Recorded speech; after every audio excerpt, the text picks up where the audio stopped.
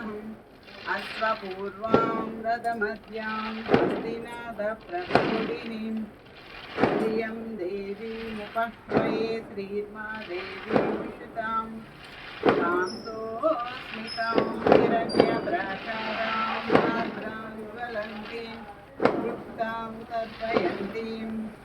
पद्मे स्थितां पद्मवर्णां तामिहोपह्वये प्रियं